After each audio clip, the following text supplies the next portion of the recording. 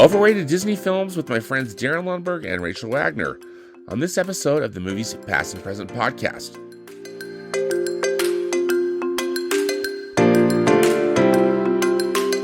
Hello and welcome to the Movies Past and Present podcast. It's July 19th, 2023, and this is episode 109. I'm your host, Stanford Clark, and I'm podcasting from the crossroads of the West in beautiful Salt Lake City, Utah. Just like my blog, moviespastandpresent.com, I'll be providing recommendations, commentary, and reviews about current and classic cinema. Thanks for tuning in, and let's do this thing.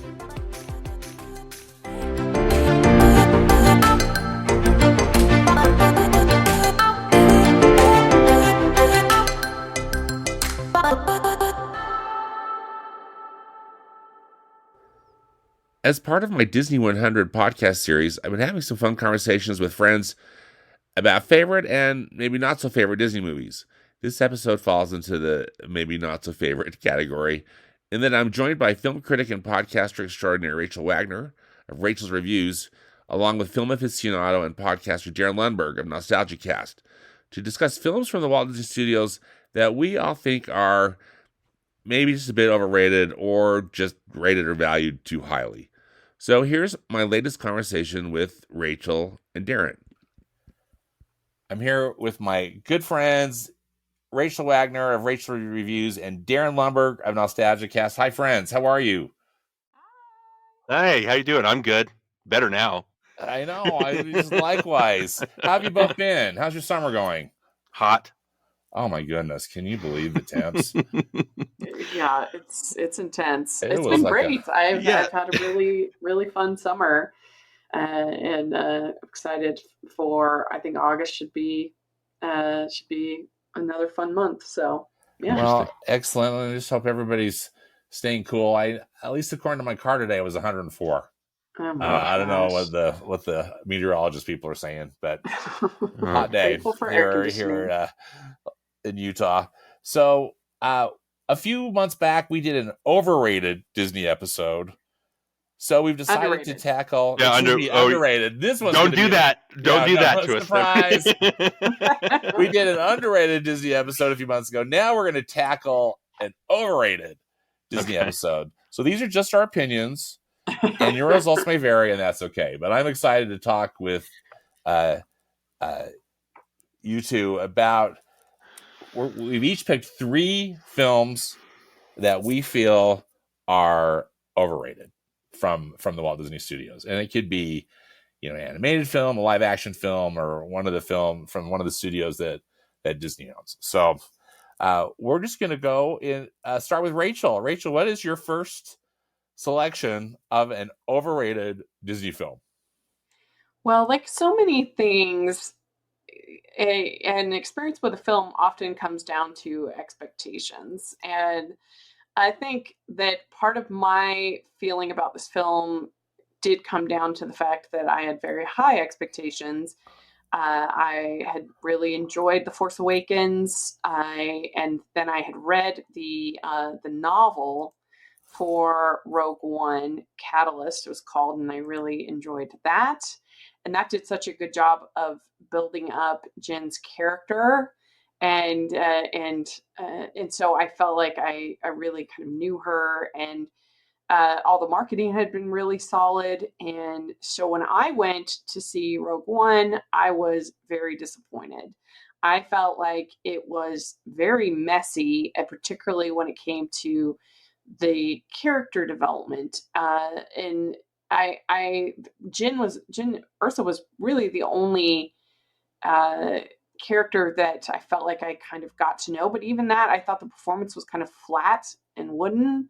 And Cassian was a good character, but we didn't really spend that much time with him.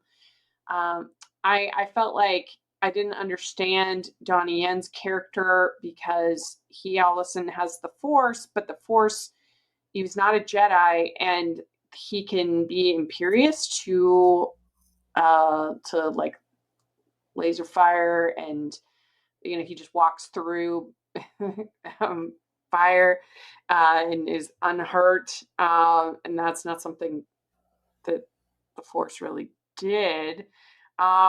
before. I thought that Forrest Whitaker's character was confusing because he's like torturing people, and are we supposed to like him? Yet he's kind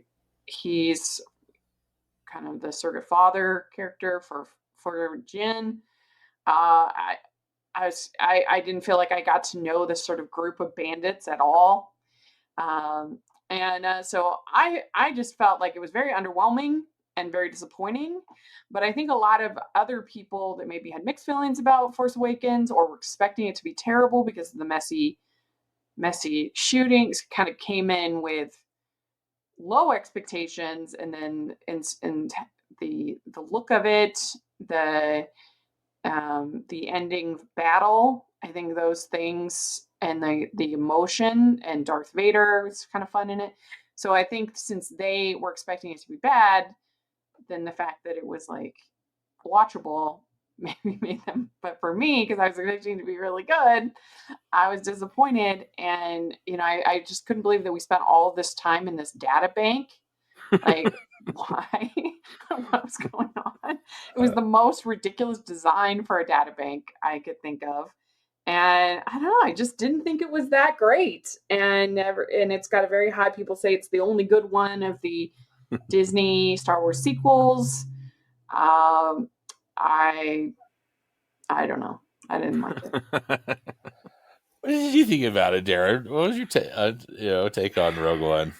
Well, I think it's interesting because it has a different visual language than the other Star Wars movies. I like that it's kind of a boots on the ground type movie. So yeah, so here are the things that I like. I like the boots on the ground. Gareth Edwards, he directed Monsters before this. I think, did he do Godzilla before this? I can't remember. He did. He did the Godzilla movie. Yeah. He has a way of shooting. So when you're, especially in Godzilla, like you got the scale of what it's like to be human compared to these giant monsters. And a lot of times in the old Godzilla movies, you would shoot from like, mid range. So you were kind of on the same level as these guys in the monster suits, right? But in that Godzilla and Monsters before, which I think is what got him the job, was like he shoots it from the human perspective. So there's a definite visual language, and there's a language to this one too, because you're just boots on the ground and you've got these giant Star Wars vehicles, and so I like that. I like that it has a theme of identity. Like, who is it? The guy that keeps saying he's the pilot. I'm the pilot, right? And it's Jin that's trying to escape her life as the daughter of the Mads Mikkelsen character who designed the Death Star. So there, and/or Cassian, he's trying to be the rebel. So all these characters are fighting with identity, and I like that. But then halfway through, it switches themes. So all of a sudden, it's about hope. Like as soon as Jin sees the message of her dad, it becomes, now it's about hope. Now she's like determined, and now she's instilling hope in everybody. So I understand what you mean from a messy perspective, because for me in the theater, I was like, well, I like this identity theme, but then all of a sudden it loses it and becomes something else. I thought that was kind of strange, and it took me a while to get back. But, I'm not a fan of if I'm going to watch Star Wars, not everything has to be Skywalker, involved, right? I don't need that. Yeah. And so I like that it was different, and I hate the parts where they have the cameos from those nothings who are in the bar in the first Star Wars. They have C-3PO and R2-D2 that show up just so you can point and say, hey, there's C-3PO and R2-D2. I think the Darth Vader thing works because if you've got the theme of hope, everybody's like hopeful, and then when Darth Vader's attacking in that hallway, they still have hope because they're still fighting, right? They're trying to fight to get away and trying for a cause. So I like that, but I'm just not a fan of the biggest problem with the Disney Star Wars is that they're not trying to tell new stories. It's always so wrapped up in the past, stuff that you've seen before. I don't need to know how Han Solo got the Millennium Falcon, or how it lost that gap in between, or for crying out loud, how he got his last name. That's so stupid. You know what I mean? Yeah. So I don't need, and like I was watching Solo going, I don't need this. Who is this for? This is not for me. And I checked out after Solo. And Rogue One at least interests me because it's at least partially different. It's got like the ground level stuff, but then at the end when they do the kind of the Death Star or whatever homage, then it has the different visual language of the original Star Wars with the World War II kind of footage. So it was kind of a good mix of that. So at least on an aesthetic level, I like Rogue One from that perspective. Does that make sense? Mm-hmm. Yeah. What do you think, Stanford? Mixed feelings about this film too. number one, I mean, I know that there were some serious production problems, right? And it sounds like a lot of it was turned over to Tony Gilroy, Yeah. right, Yeah. for reshoots and whatnot. But I just remember the first trailer, which I thought was cool, and then I don't know what footage made it into the final Almost nothing. film. Yeah, it has a lot of that footage of Jin in front of the like TIE fighter. I remember that specific, but that's not in there. That was kind of thrilling, and none of that made it. It's like, okay, but I mean, not that I mean, I know that happens, that happens, but that was kind of a little, I guess, just for a trailer that was exclusively footage that didn't show up in the movie. It was strange. Yeah. I thought the idea of kind of it being like a Magnificent Seven in a way, or Seven Samurai, was cool, but just as you were saying, Rachel, that it just wasn't executed in a really great way, was it? I mean, we really didn't get to know any of those characters. I really like Jin. I really like Cassian, Andor. And for some strange reason, I really liked the ending, how they all died. I mean, I don't know why. I guess it just seemed kind of cathartic, and also just like, oh yeah, these are the people who perished, in trying to, get the plan, get the Death Star plans. But not everybody lives, guys. It's a war.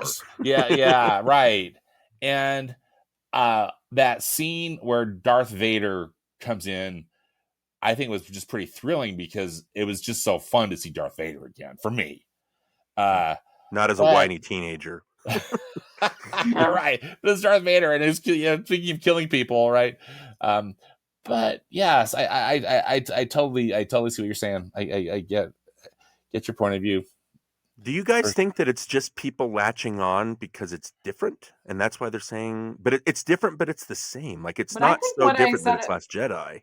I think what I said about expectations really is a big thing here. Like, I think if people were expecting it to be awful, it's not awful. No. And so I don't know. I really think that makes a big difference here. But I guess I'm like for me, a big enjoyment in most films is, does the narrative arc, is it satisfying? Is it something, am I invested in the characters? Am I invested in the story? Even if it's a story that I've heard a lot, is it done well? And other people, they don't mind if a movie is more sort of piecemeal, kind of, I liked this scene here, I liked this scene here, I like what they're doing there. And so part of that is just my brain needs that kind of narrative structure. It needs like 99% of the time, I need a story I'm invested in, and other people, they don't need it as much. I think that's a really good point, Rachel. And I had not really read any, like you had read, a book and other materials that would support the film and also set some expectations, right, about how things were going to go. And then when it didn't deliver, I could see how that would be a disappointment for sure. It's hard to read Star Wars material if they're just going to like uncanonize it and say, oh, all this stuff doesn't matter because they're redoing everything. Yeah. Why invest yourself? I know. Yeah. Well, and Darin, I liked your point too, that the not having a Skywalker story was kind of a plus, right? Or just a plus, because that I thought was kind of liberating in a way. It's like, yes, let's have some interesting stories. But again, this definitely wasn't a perfect film. But I agree with you. A lot of people I talk to, same thing, just like you mentioned, Rachel, that it's their favorite Disney Star Wars movie. So it's not mine. No, I don't know what to say. I don't think it's mine either. I mean, I don't hate it, but yeah. Well, my favorite, if I'm just doing Disney Star Wars properties, was Star Wars Rebels. I really loved that show. But as far as the movies, I would still say Force Awakens is still my favorite. Yeah, that's the easiest one. It's disappointing that they didn't use it as the catalyst that I think it deserved. And so it's a little bit weaker now in retrospect, but I still think it's overall really entertaining, solid film. They just did not they did not have a solid plan for all those movies. It's all Nope. like you said, it's piecemeal. It's all over the place. And I still like the idea of Kylo Ren being conflicted about joining the dark side, like because he really battles with it, and in all the Star Wars that we'd ever seen up until then, it was very like cut and dry. You were either on the dark side or you were on the good side, and I liked how you saw that battle, I think, within him, and I just wish that they had done something better with it all. It's too bad. Agreed. Yeah, agreed. All right. Well, thank you, Rachel. Okay, Darin, what's your first pick of an overrated Disney pick? Well, I told my wife that I was doing this one, and she's like, "Oh no, people are gonna hate you for picking this one." And the thing with Frozen is it's fine. Like a couple of things bothered me. Is number one, it's not when I'm trying to figure out the best way to say this without sounding like offensive, because a lot of people took it as an LGBTQ parable, right? Which is great. Mhm. Like, there's nothing wrong with that. Like, Let It Go can absolutely be read that way, right? But I don't think that's the only reading of it. I think there's you could be ostracized for a bunch of different things. So just making it about that, I don't like it when movies are limited, because that only makes it for a certain group of people. I think you can watch Frozen and it can be about, you could be like a Star Wars nerd. You could be like, DC Comics nerd, anything like that. And you could or you could, anything really. You could be Jewish. You could be a different kind of religion. You could be, it could apply to anything. I don't really like the idea of just making it one thing and making that the parable, because it could be more than that. I don't know if that makes sense.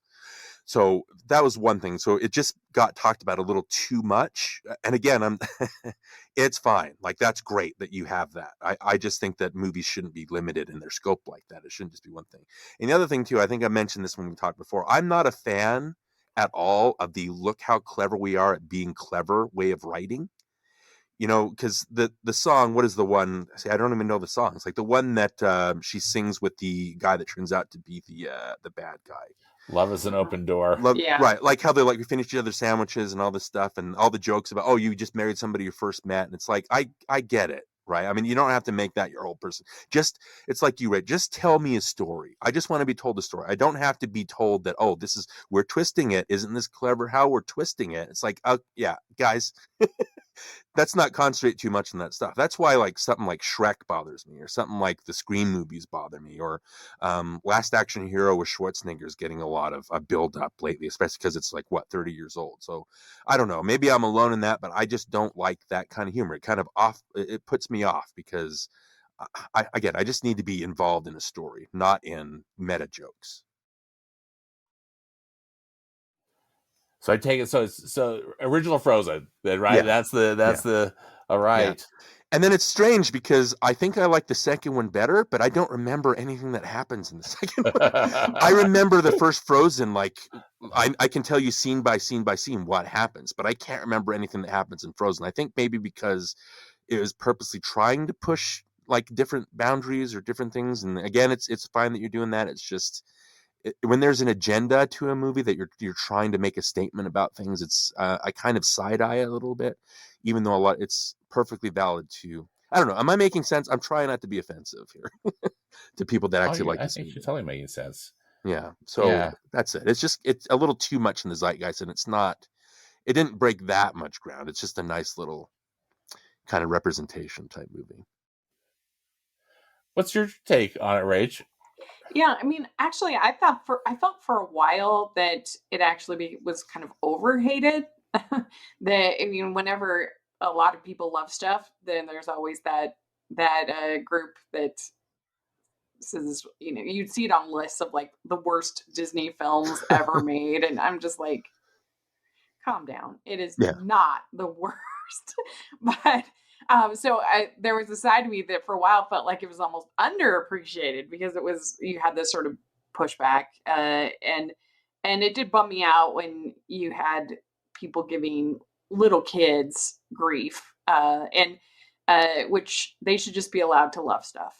And I think it when I was little, and how many times I watched Little Mermaid over and over and over and over and over again, and I'm sure, especially my brother, was like, "This is not that great," and and but you just kids should just be allowed to love stuff, and if they want to make it their whole personality for a year or two, that's great. That's in my opinion, and I know it must be hard for parents, but kids should Well, I just be think allowed to love stuff. That's how I I feel. yeah, I think the thing with all the movies we're talking about is I don't hate any of these movies. Like Yeah. when we were prepping for Rachel, we were like, I'm surprised you didn't pick Oliver and Company. It's like, well, it's not the totally hated podcast. We're not Yeah. like doing that. These are just movies that I think are, to me, it's like, well, there are other things that we could be chatting about. It's not like these, Yeah. like I said, these movies are not bad. They're just not really for me. And the word overrated is kind of strange because it kind of implies that, oh, I'm just being the negative Nancy Yeah. kind of thing, right? But that's No, not it. so there was a while where the pushback was so strong, but I can understand. I mean, there's definitely flaws in the movie. They use up almost all the songs in the first act of the movie. I know some people find Olaf cloying. I actually did a whole article on Rotoscopers in defense of Olaf. He's Because I great. think it is kind of nice that you have a side character who actually matters to this plot and the script. What he does and what he tells Anna at the end, and you really don't understand love. That is, and it's some people are worth melting for, and so he Mm. actually matters in a way that most of the sidekicks don't. So I appreciate that. And I mean, I think with Hans, we hadn't had the twist villains so many times, and I remember being genuinely surprised. And now we've gotten it so many times that it starts to feel a little bit tired. I mean, I think Let It Go, even if people are sick of it, it is an absolute banger, and Idina Menzel is Yeah. an incredible singer. I think that it brought Broadway to Disney in a way that we hadn't quite seen before, especially in the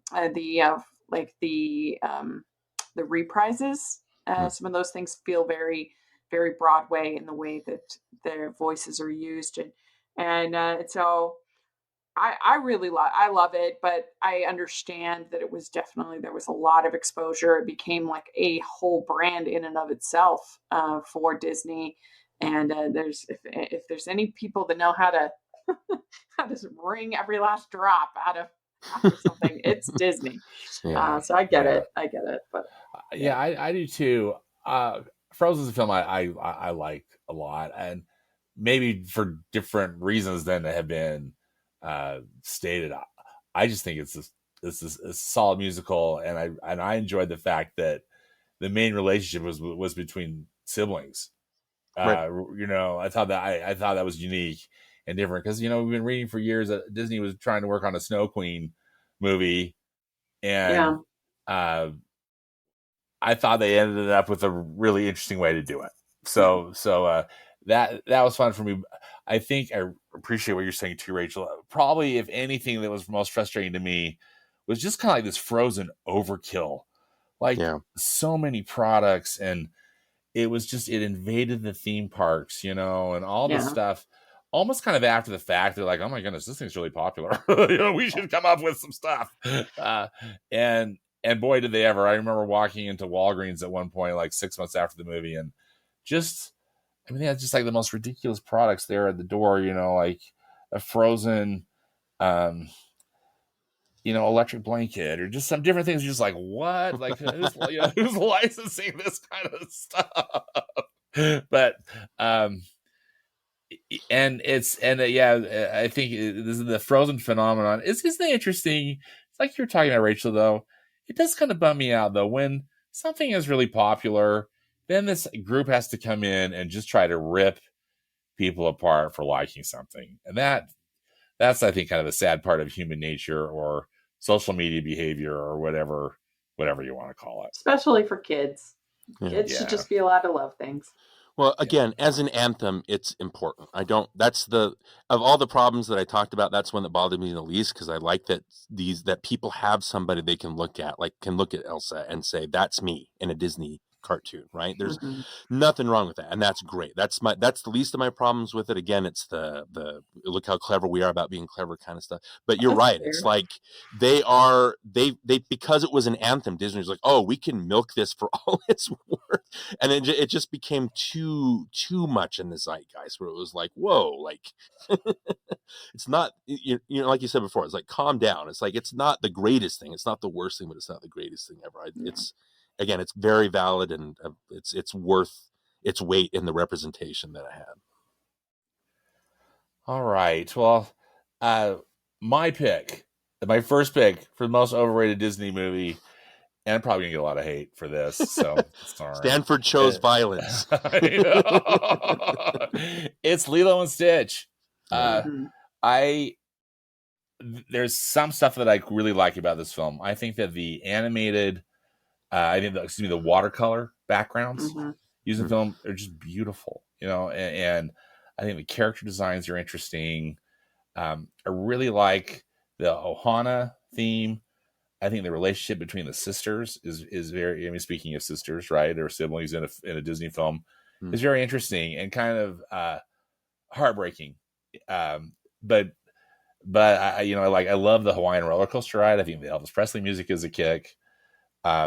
It's for me, it's the aliens and Stitch's behavior, and then Disney's marketing of it all. So I don't know if you remember back in 2002 when this film came out, but Disney was marketing Stitch as a character as like this, Stitch is this smart ass, right? Just this really naughty creature. You weren't a big fan of the teaching in the castle? And well, yeah. So the posters and the trailers, Ariel is on the rock singing her part of the world reprise, or part of your world reprise, and as I recall, like Stitch comes up and kind of like attacks her or pushes her off the rock or something, and that's what the trailers were, as Stitch was coming into these well-known animated sequences and wreaking havoc. And then I think they chose to do this at Walt Disney World. They didn't do it. I don't think they did it at Disneyland, but yeah, when the film opened, they TP'd, or was it when that horrible Stitch attraction? Did either of you have the misfortune of going on that Stitch attraction at Walt Disney World? I don't even know what you're talking about. Okay, well, let me tell you, and be grateful. So it is in the place of what used to be the Mission to Mars attraction. And at one point, when Disney remodeled their Tomorrowland in Walt Disney World, the Magic Kingdom Walt Disney World, which I think was maybe in 1994, don't quote me, but I think that was around that time. They did this attraction in conjunction with George Lucas called Alien Encounter. So Mission to Mars back in the day, and I think it was like Mission to the Moon.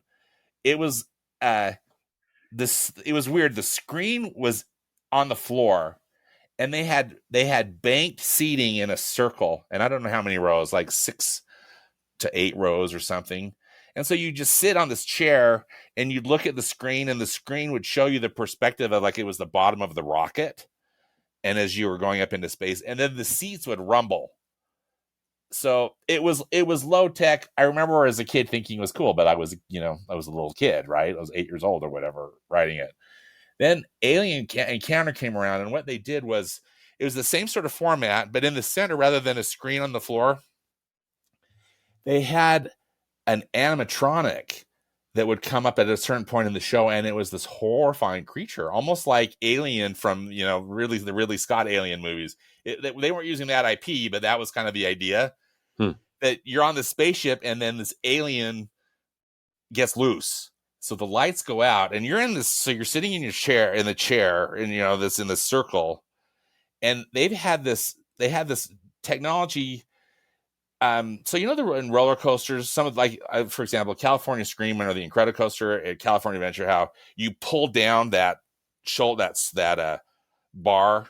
It's kind of that U-shaped bar that you pull over your shoulders. You know what? I'm probably not explaining that very well. No. It was something similar to that, but it had speakers in right by your ears with that thing that you pulled down. So you're trapped in your seat, and then you got this thing, and it had all this kind of 3D aural sound effects. So you couldn't see anything because the room was pitch black, but you'd feel like the alien in your ear, like kind of breathing down your neck. and making all these noises. So it was so scary that they removed it and replaced it with Stitch. So you'd have this quote unquote Stitch encounter. So Stitch is the alien rather than, the scary, the terrifying alien. It's just like, me, Stitch in his little, with all of his legs and in that little spaceship that he uses, or that outfit that he uses when he escapes from, prison and out in space at the beginning of the film. And then you get Stitch burping in your ear, and then they would put like hot dog smells or something. I mean, it was so stupid, and I hated it so much. I think I went on it twice. I just thought never again. And thankfully at some point they've closed it, and now the building just sits vacant. Who knows if they'll ever put something in. But obviously so anyway, a very popular ride. And you're nice to listen to me blabber on, but it all adds up to me hating I really don't like that film. And after a recent rewatch, I think the most recent time I watched it was with when we did our our canon re-review. Yeah, it was painful for me. Rachel, was he just yelping and groaning the whole time you were watching it, or what was happening? This is a movie that I didn't really care for when I saw it in the theaters. It was just so downbeat to me. I mean, everything is just, I feel like they go too far when they destroy the house, and it's just like, boy, these people can't catch a break. And it just feels depressing to me. But I do like, it has grown on me a little bit since then. I do appreciate the fact that they make Lilo a really strange little girl. She's just odd. Like her taking pictures of people and her weird dolls. And I mean, I kind of like that they make her very strange. I definitely can relate to the relationship between Nani and Lilo because, I had much younger siblings that I had to be kind of mini mom, and not as extreme, obviously, but yeah, and David is a hunk. I mean, so I like that, and I love Hawaii. I mean, and the music. Hawaii. The setting is so great. Yeah, and so it has enough heart that overall, I would say it's a good film, but I just feel like it goes too far when their house gets destroyed, and just like, oh my gosh, this is just so downbeat. They're already orphans. I mean, come on. Yeah. These people catch a break. So that's my kind of problem with it. Well, I don't feel that Stanford has dived as deep into that as much as I want to hear about why you don't like. Yeah, I've got more to talk about the film. I want to come back to that, but. So my history of Lilo and Stitch is strange, and again, I hope that Nicole and Caroline of the Defining Disney podcast that we're mutual friends with, I hope they don't listen to this because I know because they love it. Isn't it their favorite? I think so. Yeah. So I've chatted with them about that before, but my first experience with it, I think it opened the same day as Minority Report, and you had like, I think you're right. This Barbie and Oppenheimer kind of feud. It reminds me of that because I remember.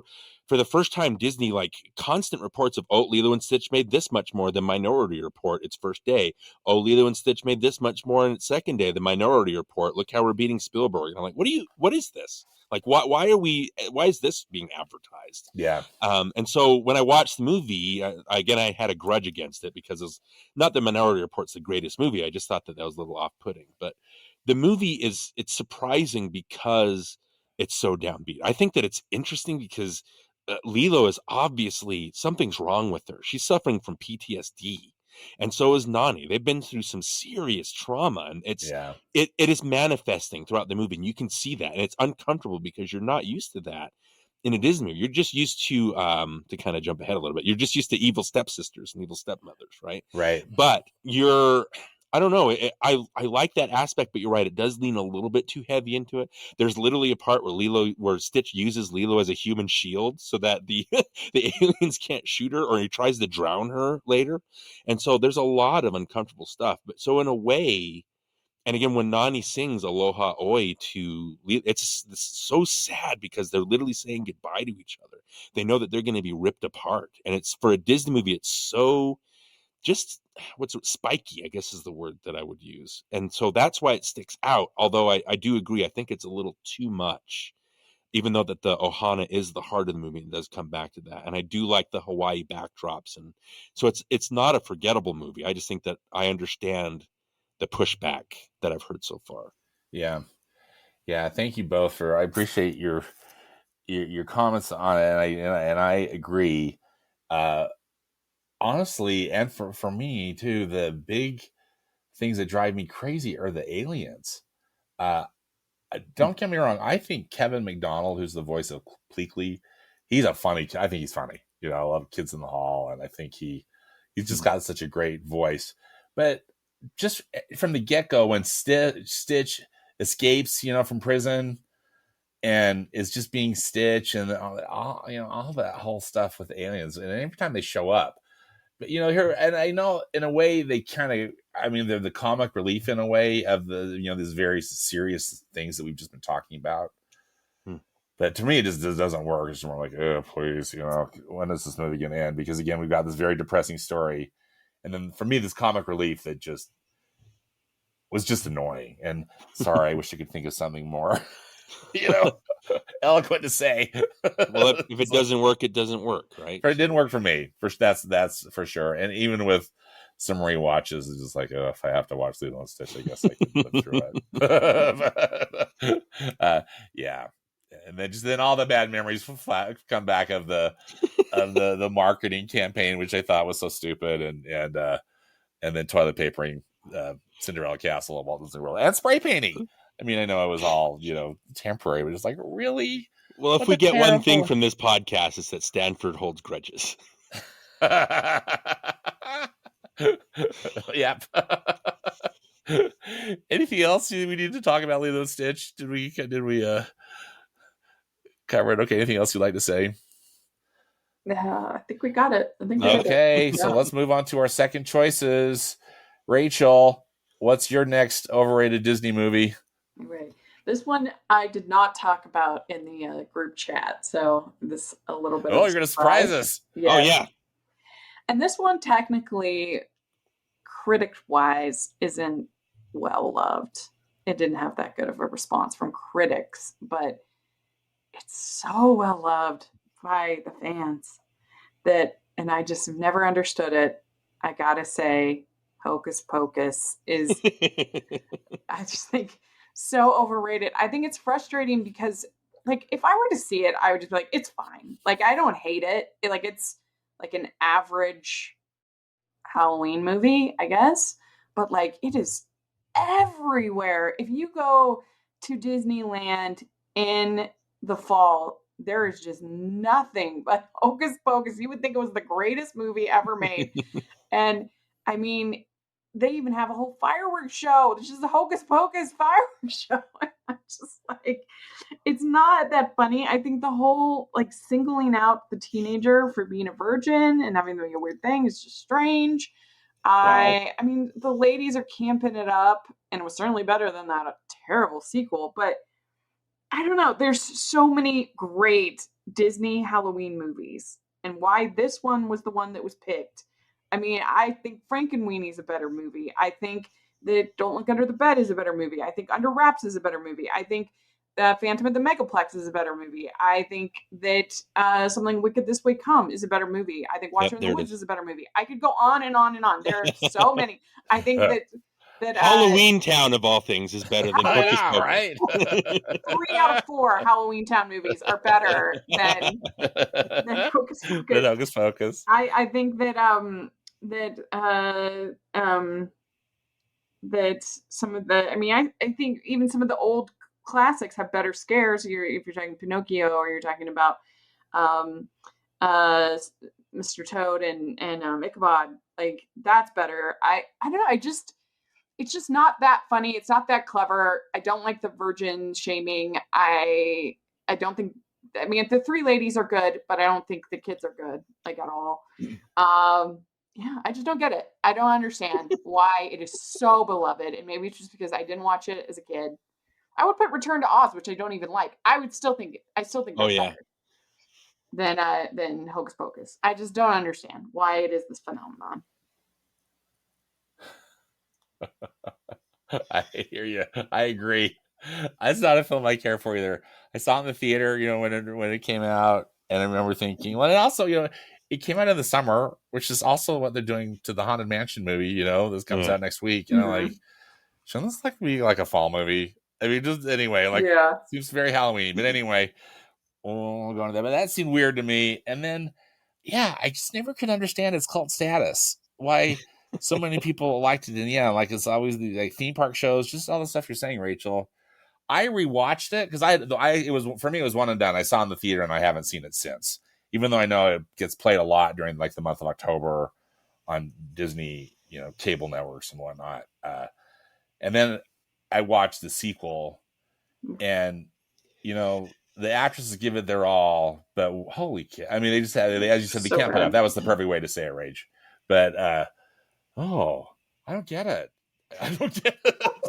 It's very, very mediocre to me, and I'm with you on all your points. What do you think, Dar? I try to be judicial. I try to be like in the middle. Like I don't like judging people if they like something or don't like something. And by the time I saw Hocus Pocus, and just again, Rachel, you talking about how everybody was just loved it, and you look at like what Kenny Ortega directed, and I'm looking at the poster right now. Drew Struzan. They did the poster for this. It's like Indiana Jones level, like poster making. And just so, like, what? When you watch the movie, I'm like, what? Like, it's just not for me. I don't like that Parker and Midler and Najimy are just making stupid faces for the whole hour and a half, and they think that's funny. And it's just, you're right, the virgin stuff. And it's the main thing is that when we talk about overrated, seriously, somebody will talk like highly about this, and I'll be like, I struggle to understand why it's so highly praised, because it's just not my thing. And I guess I just don't understand why anybody else would feel different. It's I struggle with it. I don't like feeling this way about it, but the sequel was something I didn't even bother with, because why would I do that if I didn't like the first one? You know, Darin, you made a really good call, because it's terrible. And it's one of those things. It was like, you waited this long to make a sequel, and it's this terrible. There's literally a 20-minute scene where they're just like ambling around Walgreens. Picking up Frozen merch. Why? Why am I watching a commercial for Walgreens in the middle of this movie? How hard up is Disney for money that they're big? Like, I mean, it's a big property that they have to. I don't know. It was bonkers. The whole thing. That's excellent pick. That's just a lousy movie. And I mean, and people would say, "Oh, it's technically not overrated because it has I think a pretty low Rotten Tomatoes critic score," but just the fandom around it, I just don't understand. I guess it's one of those movies that you have to have been introduced to it at a particular age. As a kid, After bashing your head on the sidewalk for 5 minutes. Not me. But all those movies I listed, those are actually good Halloween movies from Disney. Yeah. No, seriously, deserve a cult following. Thrilling and scary, but like the right kind of scare. Yeah, absolutely. Absolutely. All right, Darin, what's your number 2 overrated Disney pick? Well, again, I'm trying to pick ones that I don't hate, because I think that's a completely different podcast. Yeah. And during our chat before, like, I was gonna pick. You chose a live action one, Stanford. So I'm like, well, I might as well pick one. And like the one that because you both know that I don't watch those things. Like, I gave up. We'll talk about one a little bit later, but I just don't.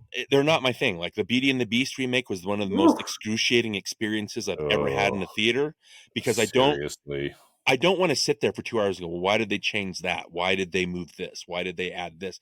It's not my idea of a fun time, right? And it's very cynical the way they're remaking it. So when I was really going to do Maleficent, because I really hate that one. I don't like the message of it and the feel of it, and just, men are terrible. I don't want to not get that across, but just a whole movie just bent on that. And they took my beloved 3 fairies and they turned them into oafish idiots. Yeah. So I was going to do that, but then I was surprised when, people actually don't like it. Right. Even though there was a bunch of, praising of it. So when I talk about live action Disney, like when I talk with my wife or talk with my friends, and I'm like, I hate those. And they always go, well, you like Cinderella. Right. And I'm like, well, there's a difference between it just being okay and liking it. I think Cinderella, which is the one I've chosen, and it sounds weird because it's not bad at all. It's the most likable, I think, of all the live action remakes because it doesn't stray too far from the original theme. It doesn't have an agenda. It's not trying to twist things to make it, oh, we're doing like a different perspective of it. But it's like an innocent fairy tale. Why do you have to do that? It's a fairy tale, right? So when I say it's okay and I don't mind it, that's not the highest praise I should be giving a movie, right? It's just not offensive. And I like that it, like I said, I like the have courage and be kind. I really like that message. I like that, it does, they kick the mice out, obviously, because you can't have cartoonish stuff in a live action remake for some reason, which kind of negates the whole point of the cartoon because that's what you go for. But I like that Helena Bonham Carter comes in and kind of adds some levity. Kenneth Branagh's direction is fine. It's fine. Like, there's nothing wrong with the movie. I just think that this should not be the high point. A movie that's okay should not be the high point of their particular franchise. You know what I mean? So I don't really have anything negative to say about it other than the fact that just because it's okay does not make it good. Well, I think one thing that helps that movie is that Cinderella is so ubiquitous that we're not like as tied to the particular Disney retelling of it as we might be with Alice in Wonderland or, some of these other stories or Pinocchio or something like that. And there's been lots of versions of those, but we've had so many different versions of Cinderella. Seems like every 2 years we get a new version of Cinderella. And so I think that helps it quite a bit. I also appreciate that they weren't apologizing for the animated film in it, and they just kind of did their own thing. Whereas a lot of these live action remakes, it feels like they're apologizing for the flaws of the earlier films, and that makes me crazy. I hate that. I hate it. Yeah. Oh, yeah. Same. Darin, I really appreciate your rational analysis of this. Because, I'm with you. I thought that the Cinderella was competently made. Yeah. And as Rachel said too, there's so many Cinderella stories out there that this just seemed to be like another one, that was nice, but like, why? Why are they doing it in the first place? I'm with you on Beauty and the Beast. That was torture. I've seen it once in the theater. I hope I never have to sit through it again. Yeah, I remember. Let's pick actors that don't sing. In our ranking, we were like, we would rather watch anything than have to rewatch. Yeah. I think it was Descendants 3 or something like that. Like, we'd rather watch anything. Holy cow! Put Oliver and Company on. I'll watch that over the Beauty and the Beast. Really At least it's got that one Billy Joel song in it. It's like, exactly. I did a whole video on my channel of I think it was an hour nitpicking all the things I didn't like about the 2017 remake. But yeah, I mean, it's that's the thing with overrated is not necessarily bad. It's that it's overrated. Just because you have the least amount of problems with something does not necessarily make it good. Does not make it good. Yeah. Exactly. So this was a tricky one for me. I actually picked a whole genre. I don't know if you call it a genre or a label of films, but I picked all of Disney Nature. All the films that they've come out with, and let me explain again. I'm going to get a problem. Why, Stanford? Why? Because I hate animals. No. No, he says as he's wearing his fur coat and wearing his seal. Exactly. Seal my seal. It's my alligator belt. So the problem I have with these Disney Nature films. So it should also explain. One of the many fun things that Rachel includes me in is an annual ranking of films from the Walt Disney Studios. Yeah. And it's fun for me because it helps, I can see all the films that were made. Because sometimes, you miss a film, right, or something. And this is where, you have to find it and watch it.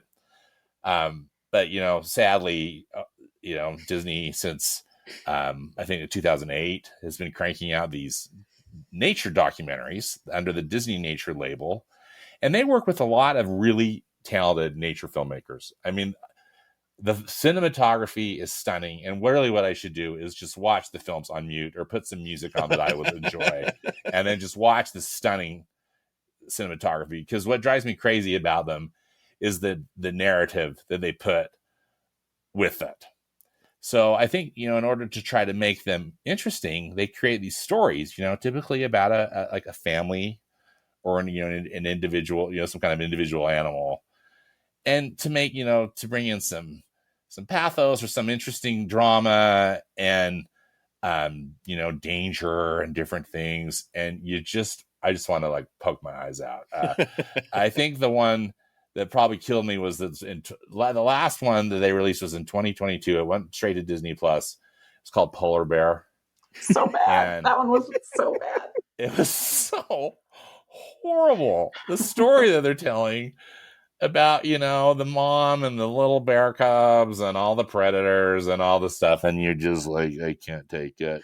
So anyway, and I mean, and to be honest, I really am not I respect nature, but I don't necessarily love it. I mean, I wish I had a dog. I love dogs. I had a dog as a kid, but even then I'm like, oh, I don't know. The problem that made the difference with Polar Bear for me, because I don't mind these that much, but what made it so much worse to me than the others was that it was in first person, the narration. So it wasn't just like Sally the chimp is, it wasn't just it's really sad today. It was like, this is the best day of my life. I've never had What? I know. I remember sending a message to Rachel, just like, what is happening with this movie? So anyway, I'm sorry to be such a curmudgeon, but the Disney nature films, I just can't take. And I don't think they're necessarily, humongous hits, but I think that they've built a pretty consistent brand. And they typically open up the films on Earth Day in April, and and I like that. I respect that, but I seriously, I don't know if I watch another one without just putting it on mute. And I definitely want to go see it in the theater. If thank goodness for Disney Plus. Yeah, I don't mind them. I think that for what they are, they're usually pretty short and cute, and the one with the bugs was too much for me. That was boring. But I famously gave two of them higher scores than Star Wars in our rankings. Go Rage. So they should be ashamed of themselves. The Penguins one, which is one of the better ones, in my opinion. But I do like the chimpanzee one. I think that one is fun because they allow the filmmakers to be genuinely surprised by what happens, because you have a male, you have a chimp that loses his mother and they think is going to die, and a male chimp takes over the care of the little chimp, and they're like, that never happens, that's not a thing. And they even interviewed Jane Goodall, and she's talking about how surprising it is. And so that to me is probably the best one, although I do also love the flamingo one. I think is really good. They have this like super cheesy narration on it, where it's like they set it up like there's the mythology of the lake. and you have these little baby things that have these salts shackled around their things, and they're like running, and I'm like, you have to be some kind of psychopath to be filming this and not want to help these cute little save the animals other than get your film footage. Help these adorable little those are definitely the two best, no question. But yeah, I mean, they are, it's nature, it is what it is. Yeah, they are. I can't say that I love like the true life adventure, whatever the old school Disney Wild documentaries. I mean, they were okay, but those seem almost more like vignettes rather than this, an hour and 10 minutes of following a polar bear's moods or whatever. Oh my gosh, that's horrible. Well, these nature things are a dime a dozen, right? Like, you don't have to watch the Disney nature ones because there's like 15,000 penguin documentaries, 15,000. So on cable TV, Yeah, right? yeah. You just go to I haven't seen Planet or I know that I watched the Panda Bear one because that has Krasinski narrating it. I know that Bears because John C. Reilly, I just get a kick out of just hearing his voice, just narrating or anything like that. But and maybe it's a plus that I haven't watched the Polar Bear one. But it's like, why would I it's like they're gearing these toward kids in a way instead of it just being so. But not everybody can be Morgan Freeman, right? Not everybody can have that soft, sultry voice that kind of papers over a lot of stuff like that. Well, so I just think that the ones that I've seen I don't remember them, but they all blend together with all the other nature documentaries I've ever seen. So they're just a non-entity for me, I guess. Well, and they have A-list actors, that they brought in to narrate. It's just this horrible scripts they give them to read. So I mean, they've got Natalie Portman and as you mentioned, John Krasinski, Morgan Freeman, Tina Fey. Does the Monkey Kingdom? I didn't like the monkey one. Is one of my least favorite because it all felt so staged, especially the whole birthday party. Oh boy! I know. Yeah. I mean, I hated the whole thing. It was like, but it's Tina Fey. Like some of them feel more legit than that one. That one felt so staged, everything to me. Yeah. But yeah, no, it's.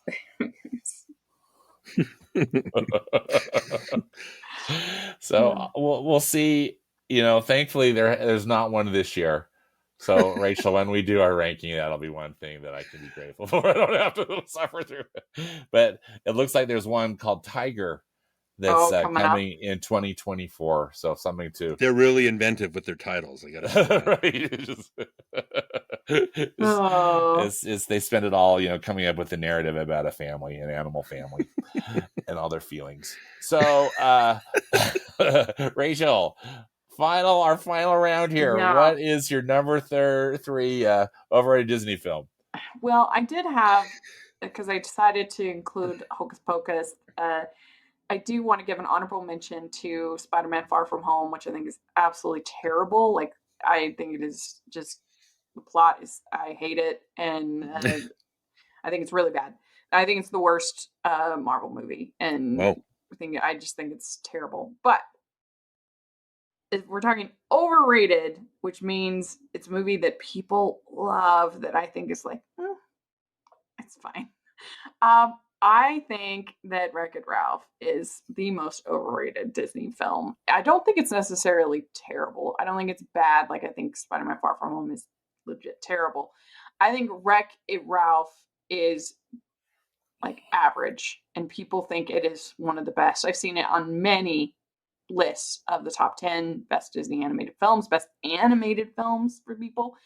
And one of my biggest problems with the movie is that they set up a premise that they don't really deliver. So the first 20 minutes or so, you have this character who is the bad guy, wants to be seen as the good guy, he's getting tired of it. And they introduce you to all these different games in this therapy session, which is the best scene in the movie. And they take you to this way station in the power strip, and you get to see all these different characters, all these different worlds. But then they don't end up actually going to any of them.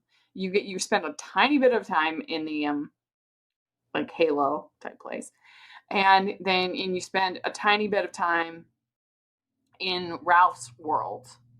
And then the whole rest of the movie is in Sugar Rush. And once they get to Sugar Rush, it is completely basic. You know exactly what is going to be happening. And it's done like fairly well with some good emotion.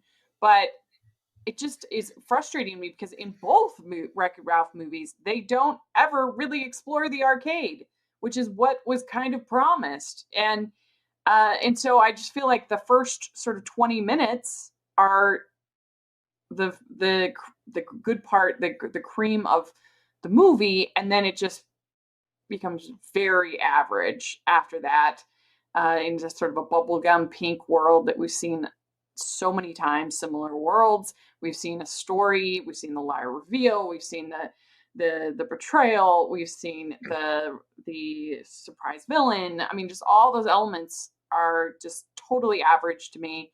And I just don't think it's that great. And if anything, I think the sequel, which people hate and despise, I think it actually has some interesting things to say about friendship and how our relationships have to grow. And I think it's genuinely a lot funnier throughout the whole course of the movie.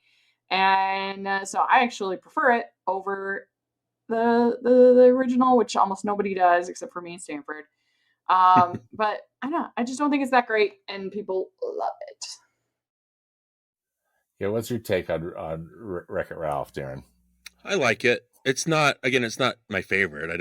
I'm not going to run around singing its praises or anything. I mean, I do get, like I said before, I get a real kick out of hearing John C. Reilly's voice coming out of a cartoon character. I think that helps paper over a lot of stuff. I like Sarah Silverman's take on Vanellope. I like hearing Jack McBrayer. I like hearing Jane Lynch. Alan Tudyk is good. So they're all good, but it's nothing. And yeah, I'm not a big fan of video game adaptations, live action adaptations, but I like that it does have all these little Easter eggs, things like that. I like the idea of, I'm not good and that's okay, that kind of thing. I like all those themes. It's got a lot of good laughs. I really like it doesn't get talked about enough. The score by Henry Jackman, how in Wreck-It and the Fix-It Felix world, it sounds very 16-bit kind of thing. And then when they go to the Halo world, then it has that music score that matches that stuff. And then when they go to Sugar Rush, it has like the Japanese flavored. So the music matches whatever world they're in. I like that. There's a lot of variety there. But at the end of the day, that's really all I have to say about it. I don't know if that makes any sense. So it's not something that totally makes sense. Yeah, I can dive into. And then the second one, I don't hate it. I just think that it took me a while to jive with what the message was, because it was just a lot of running around and just kind of being lackadaisical about stuff. And then I was like, well, that's what it's like to be on the internet. You're wasting a lot of your time. And so you're trying to find your identity kind of. So I like that. I like that the sequel took a more adult approach to the more kiddified approach of the first one. And I know it gets a lot of pushback, but I like all the princess stuff. Again, when they use the music scores from all their movies when they're saving Ralph at the end of the second one, I think that's very clever. But as a total, I don't really have a lot to say about these movies. That's all. Yeah, I think the Lego movie does what Wreck-It Ralph kind of promised, but much more effectively. Like, you spend time in the pirate world, you spend time in the Star Wars world, you spend time in the, all those different worlds, and you're kind of bumping around all over the place, and you meeting all these different characters instead of just in one way station. Well, what's great about the Lego movie too, it does, like you're saying, it does the things that this movie is just content to be what it is, instead of like breaking the boundaries or coloring outside the lines. In the Lego movie, I like that you watch it as, oh, this is just a Lego version of all this stuff, but then you slowly clock that, wait, what's going on? How come they're on a string? How come they're making like weird gun sounds? Then it eventually dawns on you that, oh, this is a kid playing with stuff. And then at the end, when it turns out that the message is about, oh, you need to have imagination. It's not just about like limiting yourself with toys, right? That's, again, coloring outside the lines. That's what makes the Lego movie a great movie, versus this, it's just content to be what it is, and that it doesn't really do anything adventurous. More surprising, funnier, and I just think a better movie in general. Yeah, I agree with Rachel, as we've discussed in previous previous podcast about this, that way too much time is Sugar Rush, and it doesn't deliver on what it's what that really solid intro kind of promises, or is kind of sets the stage for. And I'm with you. I like the sequel so much better. I think it's so much more interesting. The theme is more interesting, and I just think it really lampoons the internet in such a great way. And I really think Disney that itself. You and I are like the only humans that. I know. I think so too, Rachel. Like, really funny. I mean, there are some bad. I do think the YouTube section is not the best. There's flaws. Oh, it's not perfect. Movie. Yeah, by any means. I do think that overall it's way more sort of unique, and it's trying for something. Yeah. So. Yeah. All right. Well, Darin, what's your third overrated Disney pick? Oh, well, again, I struggled we're trying to do, like, I could have done a Star Wars, I could have done another cartoon, and just the way that the MCU is so ingrained in everybody's, and they're starting to get a lot of pushback. So the one that I chose, and I think Rachel doesn't like that I chose this one, but uh, when a franchise goes on for too long, you start noticing that there's only so many things that they can do, or so many things that they try to do. And so I kind of lose interest in franchises after a little bit, because it's like, well, that's it. Like, you're just going to keep repeating the same stuff, which is, again, a problem with Star Wars. But when I first started noticing the problems with the MCU, I think in Age of Ultron, there's a part where the whole movie is supposed to be about the hubris of Tony Stark and how he creates this AI that kind of turns into, a world-threatening kind of event, right?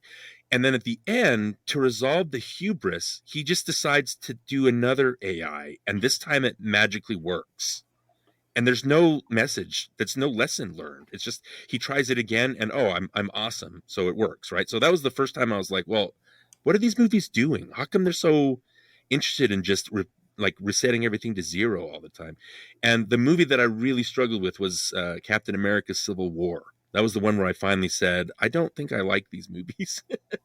And just to hear me out, I think the problem was, it takes two characters that I really like, and it makes them such, for lack of a better term, it makes them dickheads, right? I mean, they're so stubborn, and I don't like that Captain America spends all the second movie going, you shouldn't do all this gray stuff. You got to be black and white. That's but he ends up being a hypocrite, because he finds out this stuff about Bucky, and then he turns into a black and white part. So he becomes the thing that he complained about for the whole second movie.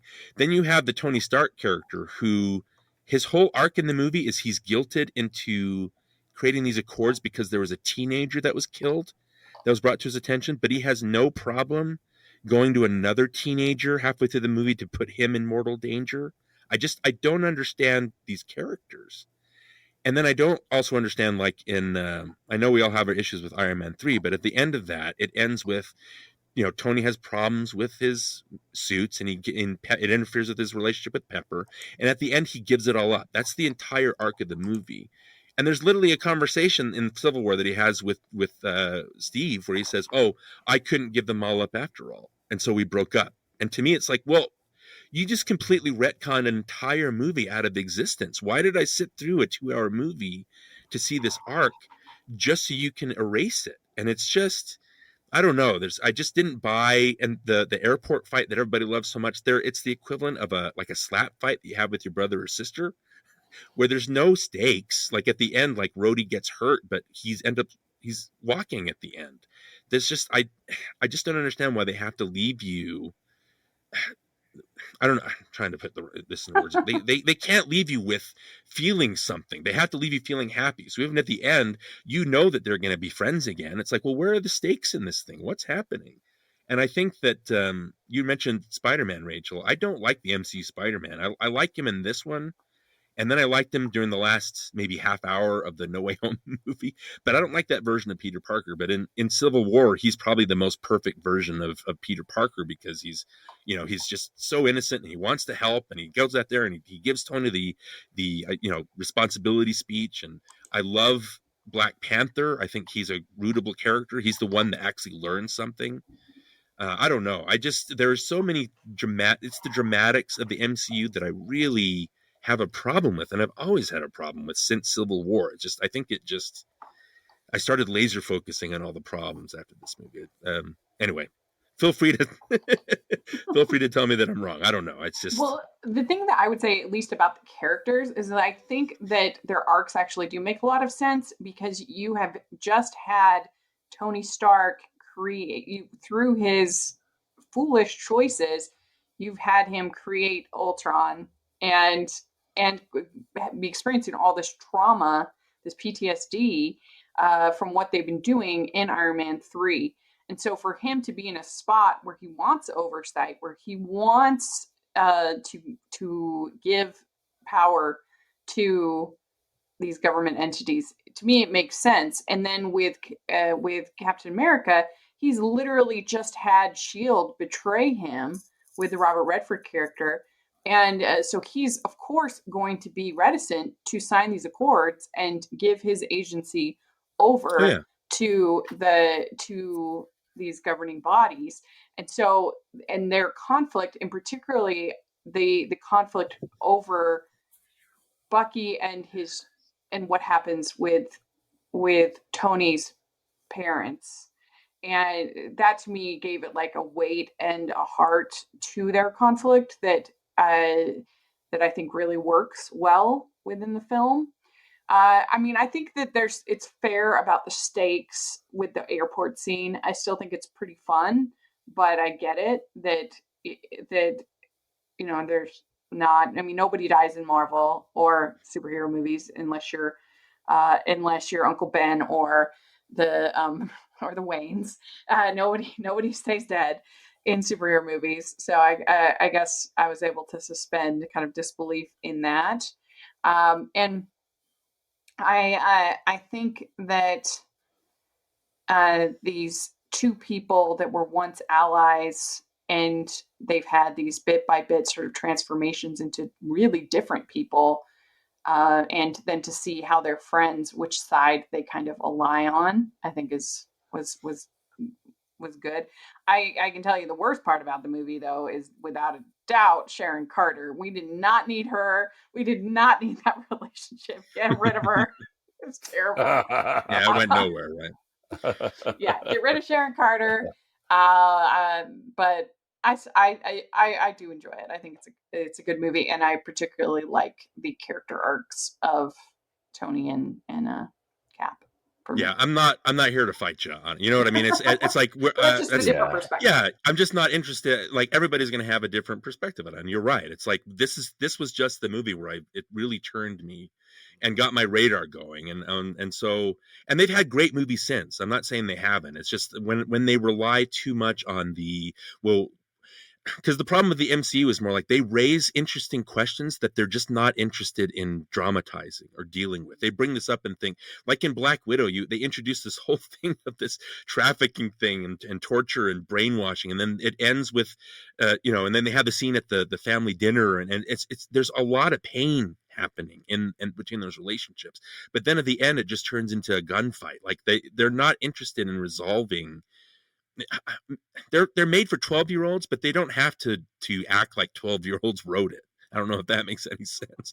So the Bucky character, it's strange because there's a part where he goes, I don't know if I'm worth this, Steve. And I'm like, no, you're not. I have no idea who you are. Like, why is this whole thing being fought over you that I have just because Captain America says that I'm supposed to like you, that doesn't necessarily mean that I need to like you. It's just, I don't know. It's just the dramatization stuff, and there's just no follow through. And it's not, like I said, there's no stakes in that airport fight. That's just the MCU in a nutshell for me. And this kind of epitomizes that.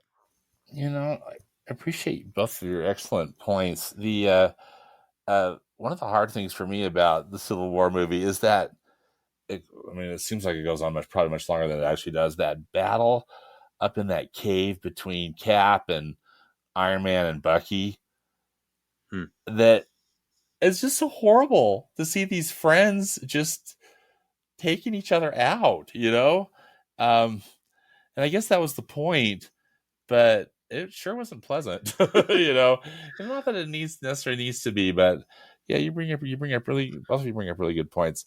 I remember liking the film, but personally I like the Winter Soldier better, I guess, if I was comparing Captain America movies, but again, that's just me, and I guess another topic for another day. I like the Captain Americas in descending order. I think that's maybe a controversial. Oh no, the first one's my favorite, and then the second one, and then this one. It's just I all three of them just they set up. They have such great setups, and the last act is they just drop the ball and they're just interested in punching each other. So yeah, interesting, great points. Well, my final pick is the 2019 remake of The Lion King. And this movie made $1 bazillion. And I was completely baffled. There's no hope for any of us. I remember we saw it together, and I just remember looking at you like, what is this? What is this? I have to interject here, and you keep saying that you guys have seen movies together. We have to do that. Yeah, for Yes. sure. I'm Yeah. so upset. Yes, Like, why yes, do you guys yes. have all the fun? I'm just sitting here watching movies on my TV. What's happening? Okay, we're gonna be busy calendaring some stuff here, Darin. Okay. So this film, and I'm probably preaching to the choir. I'm very anxious to get your opinions on it. The two things that really bugged me, I guess three things. Number one, that it was made in the first place. I mean, cash grab. I mean, just like just remake itis, and it's that they decided to really do. I mean, to stick so closely to the script of the original, that so close that it almost felt like a shot for shot remake. And I just think, why? And I think, and then finally here, the CGI strips out all the artistry, I think, and the joy and emotion and the heartbreak of the original film. Simba, Mufasa's dead, and Simba looks, I mean, it's just this blank-faced animal, And then, or I can't wait to be king or whatever. I just can't wait to be king. None of the color or none of the kind of the the whimsy and fun. It's just like, okay, well, this looks like a real animal doing, whatever's happening here. And so it's basically, emotionless animals with Beyonce. And I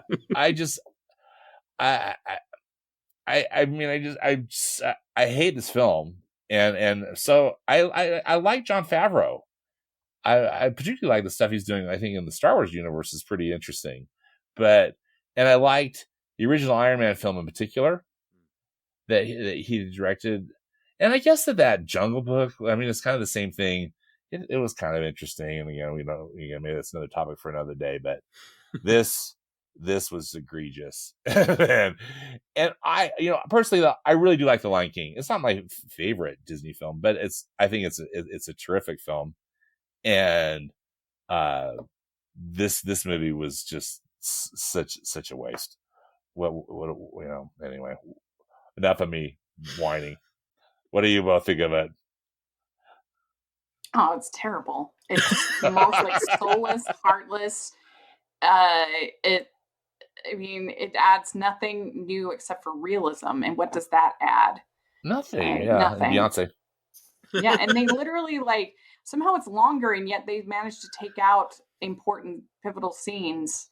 And yeah, it was just a bad idea. It was a stupid idea. I don't know why people, and I realized in preparing for the summer box office thing that we did, my friends, that $1 billion overseas. It did well in the States, but it was really overseas. I think that this recent Little Mermaid was a million times better. Oh, it was infinitely better. Yeah, I had flaws with Aladdin, but it was definitely better than this. At least those movies try to do something unique, and this is just, it's garbage. It's terrible. What do you think, Dar? Well, I'm going to be honest. I haven't seen past the first 5 minutes. I swore these movies off after I think it was Lady and the Tramp. I was like, I'm not watching these anymore. The thing is, I think the first the thing with the difference between me and you guys is you're being professional critics. You have to see these things. I don't. That's the part. I can opt out. I don't have to see a lot of this stuff. I just think that.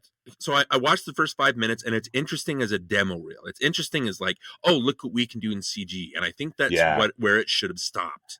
Mm-hmm. Because after that, again, it might be worse than Beauty and the Beast. It's why I can't subject myself to it, because if they're going to do a shot for shot remake, but like you said, with lifeless faces, because their devotion to, we've got to make this as realistic as possible. And by that, I mean, the animals can't emote.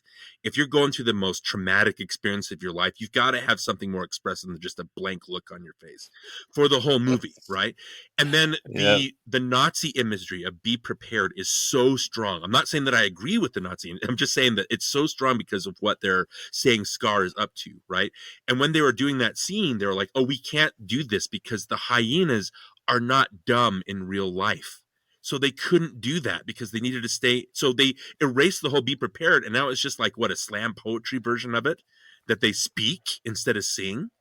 And so when you do that and you're like, oh, we can't do the animation because it's not realistic. At what point do you go, well, maybe we shouldn't do this? Maybe this isn't such a good idea, guys. Why are we just constant warning after constant warning? And then the thing that really pisses me off is that it made $1 billion, so it Yeah. emboldens them to make even more of these Yeah. wretched things. That's why I picked it. Yeah. It's $1 billion gross for a movie that no one will remember or talk about in 10 years. How cynical is that?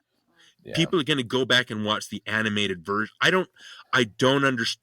More than Hocus Pocus, which to a point, I'm like, okay, you can like that kiddie stuff. These live act, I have no idea who these are made, why people are enjoying these so much. I don't know what they're for, other than just making money and getting more people in the theme parks.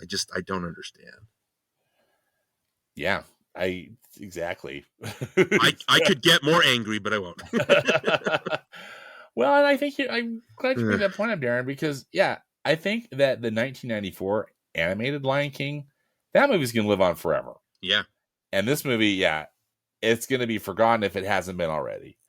And again, the only thing that it added was Beyonce. But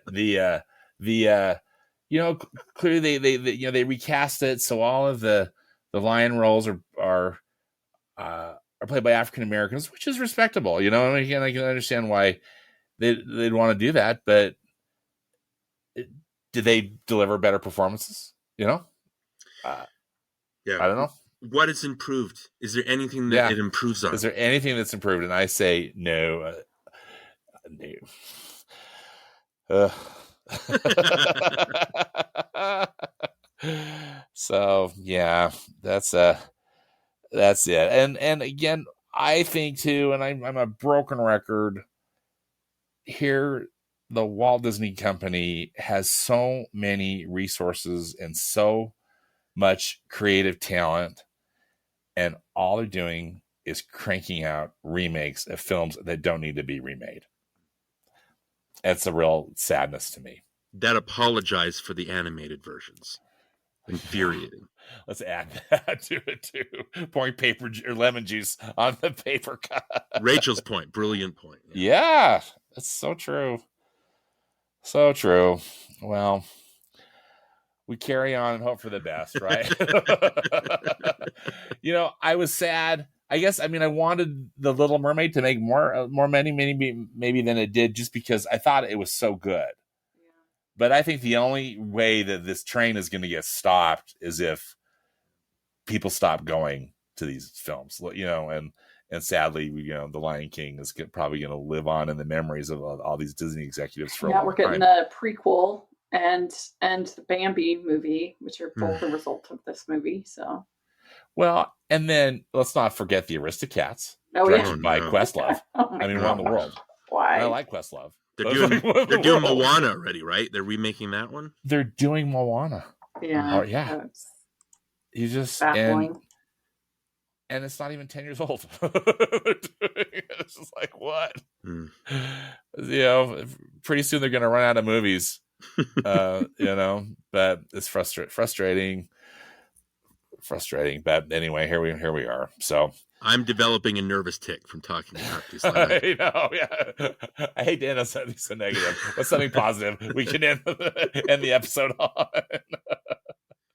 Other than just my love and respect for you, friends. Well, I'm hoping that the Haunted Mansion looks fine. Like I wouldn't mind seeing that one. I think that's fine. Yeah, but it's not because of the strike and because of it's just not going to make any money. Like they posted photos of the red carpet where nobody was there for it. I'm like, oh no, another Haunted Mansion movie that's just going to go nowhere. Like, why don't they wait and put it off a little bit? Nobody will say anything. Nobody will worry about it. Kind of let Indiana Jones or Elemental kind of stew at the box office and make some more money instead of, I don't know.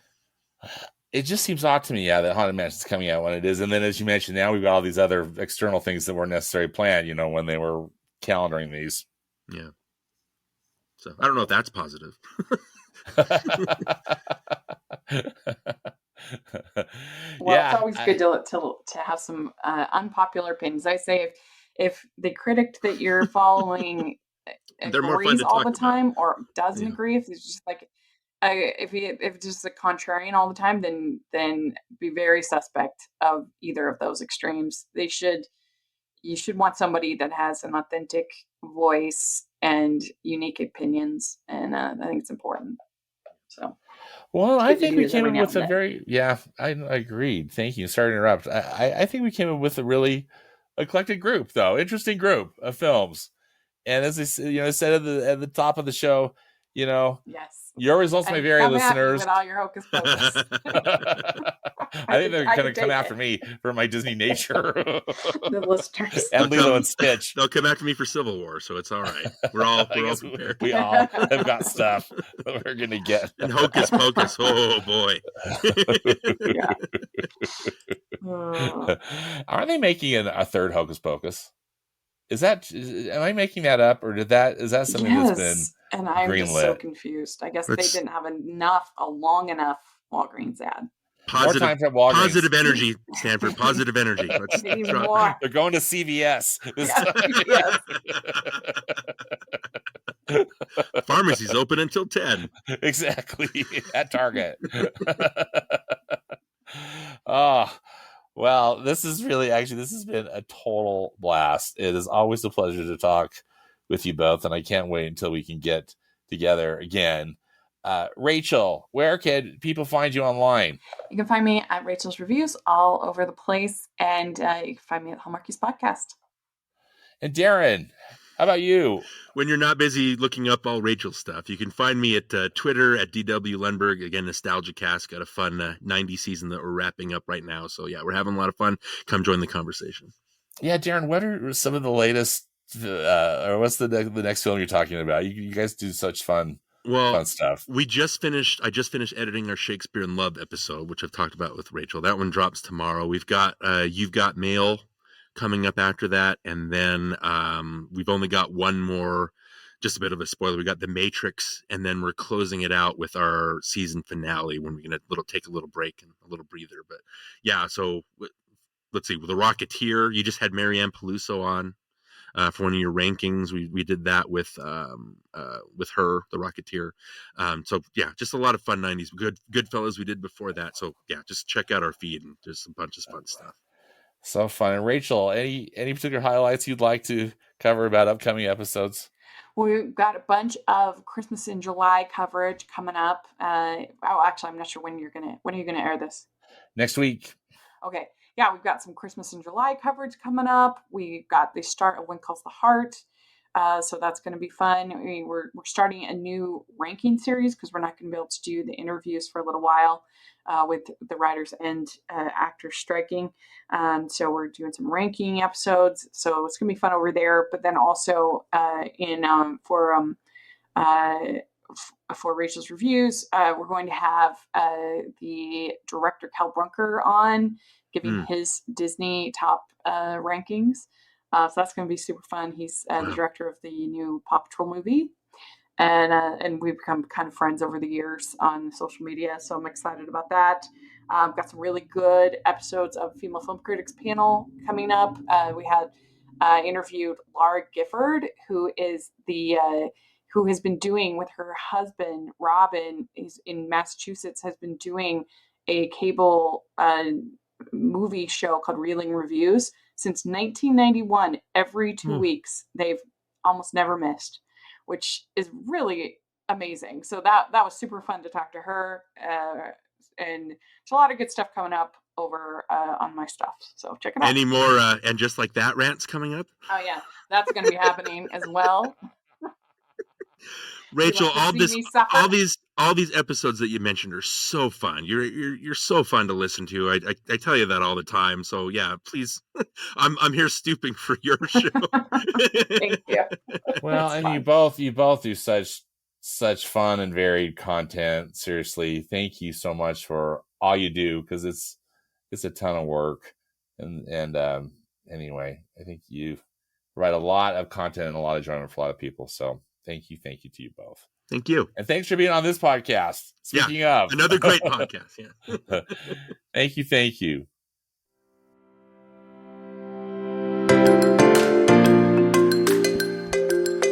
Well, that does it for this episode of the Movies Past and Present podcast. Again, links and more information about the movies discussed in today's podcast can be found in the podcast notes on my blog at moviespastandpresent.com. Subscribe to the podcast where you listen to your podcasts and follow me on Threads. I'm at Stanford Clark. As always, I hope you will enjoy some good movies this week, whether they be from the past or the present. Thanks again for listening, and until next time, be safe out there and dedicate yourself to the truth.